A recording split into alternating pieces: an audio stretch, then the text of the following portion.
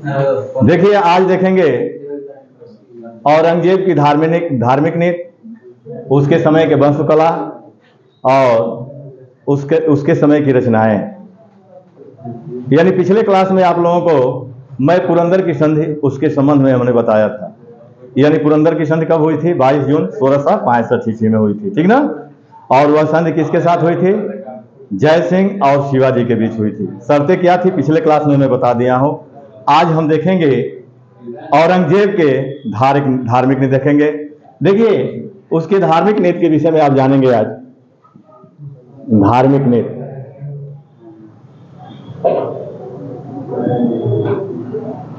औरंगजेब कट्टर रूढ़िवादी सुन्नी मुसलमान था। वह कुरान को अपने शासन का आधार बनाया था। उसका लक्ष्य भारत में यानी दारुल हर्ब से दारुल इस्लाम बनाना था। भारत को क्या करना था? दारुल हर्ब से दारुल इस्लाम बनाना था। दारुल हर्ब का मतलब होता है काफिरों का देश, और दारुल इस्लाम का अर्थ होता है इस्लाम का देश, ठीक ना?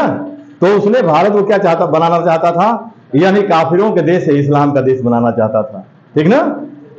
उसे भारतीय इतिहास में जिंदा पीर के नाम से भी जाना जाता है, और शराब न पीने के कारण उसे शाही दरवेश भी कहा जाता है, ठीक ना?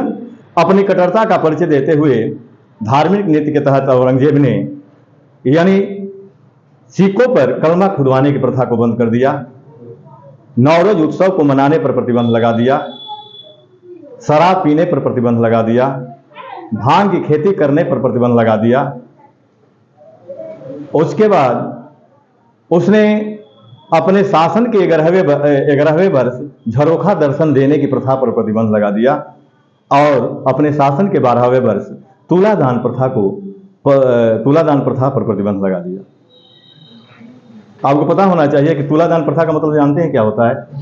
यानी बादशाह को सोना चांदी हीरे जवाहरातों से तौल करके उसको प्रजा में वितरण कर दिया जाता था। तो इस प्रथा को उसने बंद करा दिया, यानी सती प्रथा पर प्रतिबंध लगाया।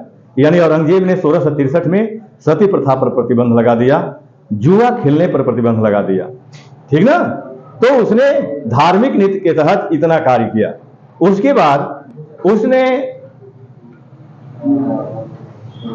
हिंदुओं पर तीर्थ यात्रा कर लगाया, और 1668 ईस्वी में उसने हिंदू त्योहारों और उत्सवों पर प्रतिबंध लगा दिया था। 1669 ईस्वी में औरंगजेब ने हिंदू मंदिरों और पाठशालाओं को तोड़ने का आदेश दिया, और 1679 ईस्वी में उसने पुनः जजिया कर को लागू किया था, जिसको अकबर ने बंद कर दिया था। लेकिन औरंगजेब ने क्या किया था? जजिया कर पुनः लागू किया। और जजिया कर क्या है? हिंदुओं से लिया जाने वाला एक धार्मिक कर था, ठीक ना? तो 1679 में उसने क्या किया? जजिया कर लागू किया, ठीक ना बाबू? और उसने नैतिक आचरणों की देख रेख करने के लिए मुहतसिब नामक अधिकारी की नियुक्त किया था। और औरंगजेब ने गुरुवार यानी जुमेरात की रात को, यानी गुरुवार के दिन जुमेरात की रात को उसने पीरों की मजारों और अन्य कब्रों पर दिए जलाने की प्रथा पर प्रतिबंध लगाया था, ठीक ना? तो उसके धार्मिक नीति के संबंध में आपके पॉइंट इतने मिलते हैं, ठीक ना बाबू? अब इसको लिख करके थोड़ा देख लेंगे। उसने क्या किया था धार्मिक नीति के तहत कि कुरान को शासन का आधार बनाया था। कुरान को यहां देख लेंगे, कुरान को शासन का आधार बनाया, शासन का आधार बनाया।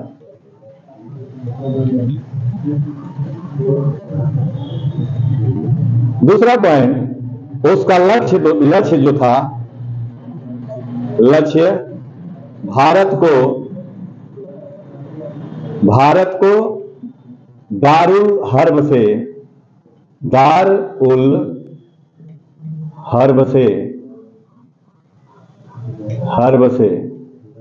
दारुल इस्लाम बनाना था। दारुल इस्लाम बनाना था।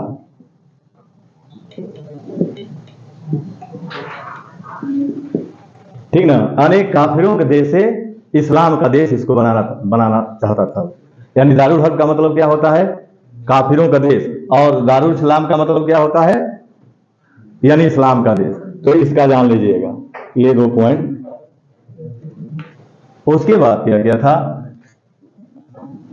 उसने? उसे इतिहास में क्या कहते हैं? इतिहास में उसको जिंदा पीर कहा जाता है। क्या कहा जाता है? जिंदा पीर कहा जाता है। और शराब न पीने के कारण, शराब न पीने के कारण, न पीने के कारण उसे शाही दरवेश कहा जाता है। क्या कहा जाता है? शाही दरवेश, दरवेश कहा जाता है।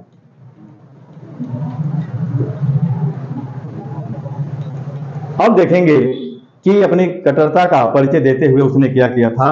तो पहला कार्य किया कि उसने सिक्के पर, यानी सिक्कों पर कलमा खोदने की प्रथा को बंद किया। कलमा खोदने की प्रथा को बंद किया। ठीक ना। इसके बाद दूसरा पॉइंट, उसने नवरोज उत्सव को मनाने पर प्रतिबंध लगाया। नवरोज उत्सव पर प्रतिबंध, ठीक ना, प्रतिबंध लगाया। तीसरा पॉइंट, उसने भांग की खेती करने पर प्रतिबंध लगाया। भांग की खेती करने पर प्रतिबंध लगाया। ठीक ना। चौथा पॉइंट, उसने शराब पीने पर प्रतिबंध लगाया। शराब पीने पर प्रतिबंध लगाया।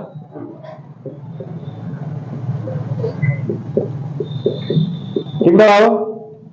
पांचवा पॉइंट, जुआ खेलने पर प्रतिबंध लगाया। जुआ खेलने पर प्रतिबंध, ठीक ना। सती प्रथा पर प्रतिबंध लगाया। सती प्रथा पर प्रतिबंध लगाया। कब लगाया था? तो 1663 में लगाया था। 1663 ईस्वी में लगाया था। ठीक ना। इसके बाद उसने इतिहास लेखन पर प्रतिबंध लगाया। इतिहास लेखन पर प्रतिबंध लगाया। ठीक ना। संगीत पर प्रतिबंध लगाया। संगीत पर प्रतिबंध लगाया। ठीक ना। अब इधर मिटा दें, यानी संगीत पर प्रतिबंध लगाया।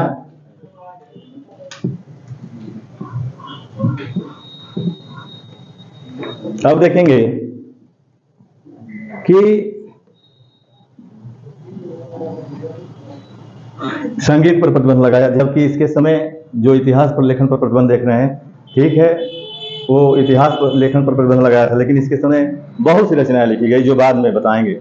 जब रचनाएं उसका पढ़ाएंगे उसके समय के, तो हम बताएंगे उसके विषय में। अब देखिए, संगीत पर, इतिहास पर, सती प्रथा पर, जुआ खेलने पर, शराब पीने पर, ऐसे अन्य प्रतिबंध लगा दिया। ठीक ना। अब उसने क्या किया?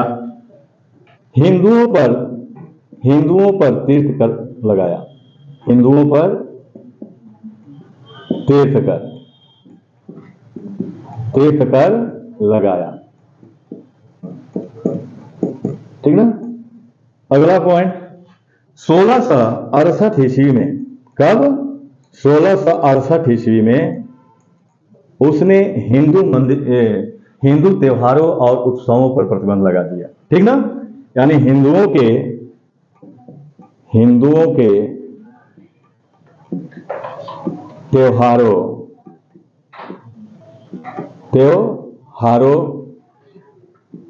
और उत्सवों पर प्रतिबंध लगा दिया।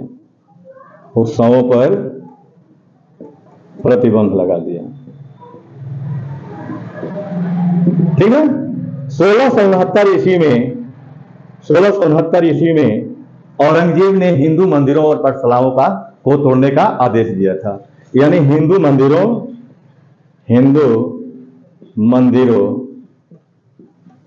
और पाठशालाओं को तोड़ने का आदेश दिया। पाठशालाओं को तोड़ने का आदेश दिया। ठीक ना बाबू। जिसके तहत बनारस के काशी विश्वनाथ मंदिर को तोड़ा गया। किस मंदिर को? काशी विश्वनाथ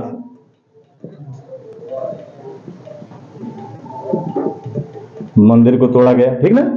उसके बाद गुजरात के सोमनाथ मंदिर को तोड़ा गया। गुजरात के सोमनाथ मंदिर।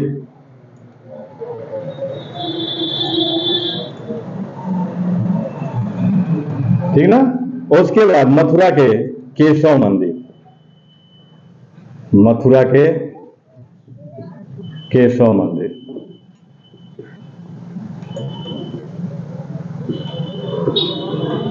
मंदिर को तोड़ा गया। अब देखें, जो मथुरा का केशव मंदिर जो देख रहे हैं ना, ये वीर सिंह बुंदेला बनवाया। किसने बनवाया था? वीर सिंह बुंदेला, जहांगीर का मित्र था। ठीक ना। जहांगीर के समय में पढ़ाया आप लोगों को, जहांगीर के समय बताया। तो मथुरा में केशव मंदिर को तोड़ा गया। ठीक ना।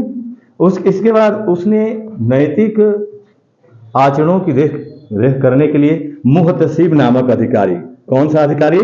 मुहतसिब नामक अधिकारी की नियुक्त किया था।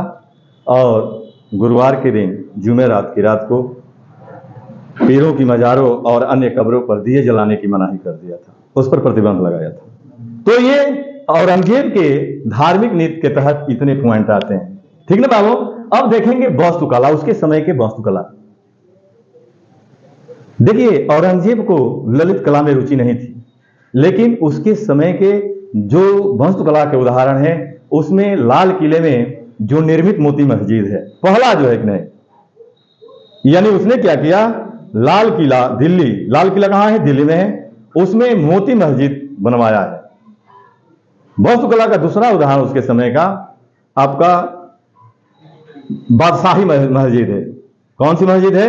बादशाही मस्जिद। और कहां बनवाया बादशाही मस्जिद को औरंगजेब ने? लाहौर में बनवाया। बादशाही मस्जिद किस मुगल बादशाह ने बनवाया है? औरंगजेब ने। कहां बनवाया है? लाहौर में बनवाया है। और तीसरा उसका जो पत्नी रबिया दुरानी है, दिलरास बानो बेगम है, उसका मकबरा जो है कि नहीं, उसने औरंगाबाद में बनवाया है, जिसको बीबी के मकबरा के नाम से भी जाना जाता है। उसे द्वितीय ताजमहल के नाम से भी जाना जाता है। यानी जो रबिया दुरानी का मकबरा औरंगाबाद में औरंगजेब ने बनवाया है, उसको द्वितीय ताजमहल के नाम से भी जाना जाता है। ठीक ना। उसको ताजमहल का फूहड़ नकल भी कहा जाता है, उसको दक्षिण का ताजमहल भी कहा जाता है, और उसे बीबी का मकबरा के नाम से भी जाना जाता है। तो उसके समय के वास्तुकला के उदाहरण 3 हैं। ठीक ना। अब देख लेंगे उसको।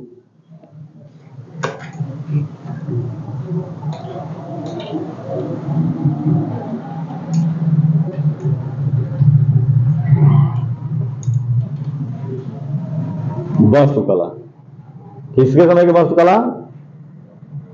औरंगजेब के समय। तो मैंने पहला बताया क्या? मोती मस्जिद।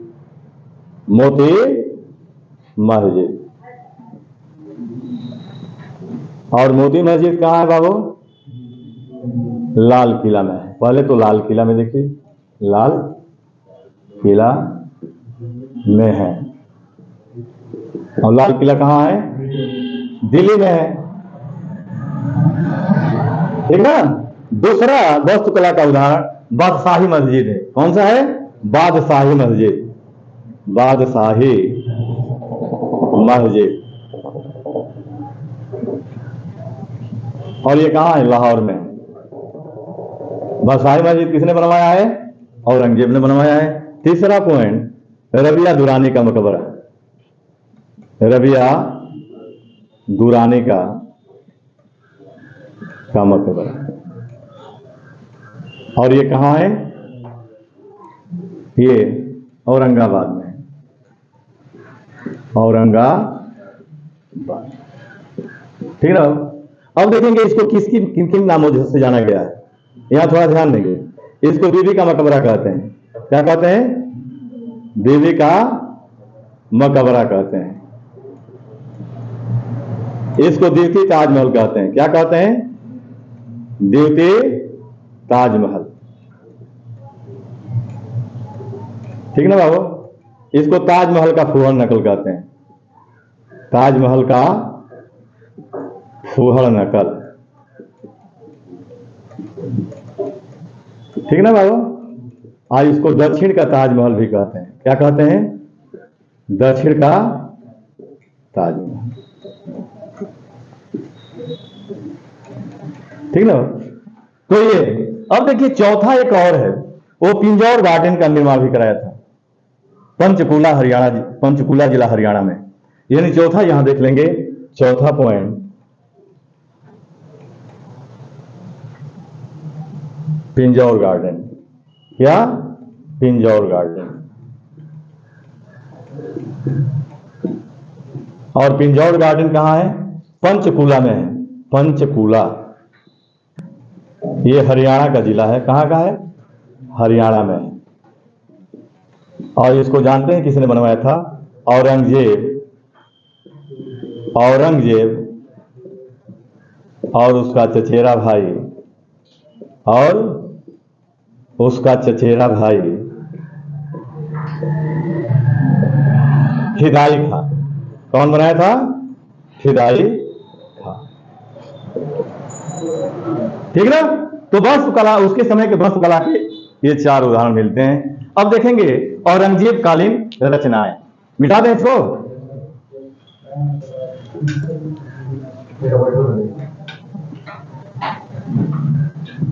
अब उसके समय की रचनाएं कौन कौन सी हैं तो देख लीजिए, यहां ध्यान देंगे। रचनाएं देखिए, वह इतिहास लेखन का विरोधी था, लेकिन उसके समय में बहुत सी रचनाएं लिखी गई। जैसे आप लिख लें यहां पहले आलमगीरनामा। आलमगीरनामा देखिए, आलमगीरनामा जो रचना देख रहे हैं ना, ये मिर्जा मोहम्मद काजिम की रचना है। ये किसकी रचना है? मिर्जा मोहम्मद काजिम की रचना है। ठीक ना बाबू। और यह औरंगजेब का सरकारी इतिहासकार था। मिर्जा मोहम्मद कासिम औरंगजेब का सरकारी इतिहासकार था। उसने आलमगीरनामा लिखा। ठीक ना। दूसरी रचना लिख लीजिए, मुंतखब उल तवारीख।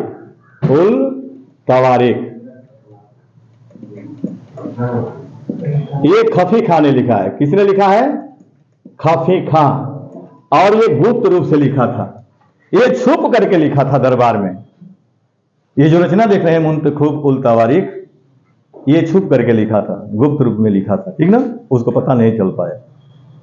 अब देखिए तीसरी रचना, खुलासात उल तवारीख।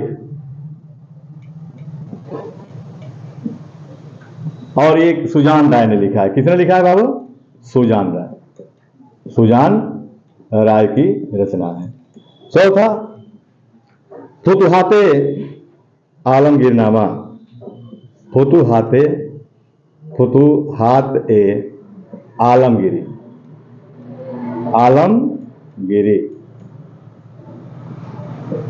और ये ईश्वरदास नागर ने लिखा है। किसने लिखा है औरंगजेब के समय में? ईश्वरदास नागर।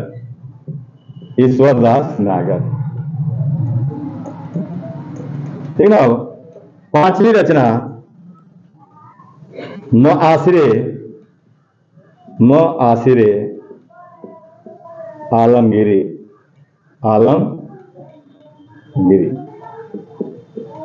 ये मोहम्मद सादिक ने लिखा है। किसने लिखा है? मोहम्मद सादिक। ठीक ना बाबू। एक रचना और है, नुक्शा-ए-दिलकुशा।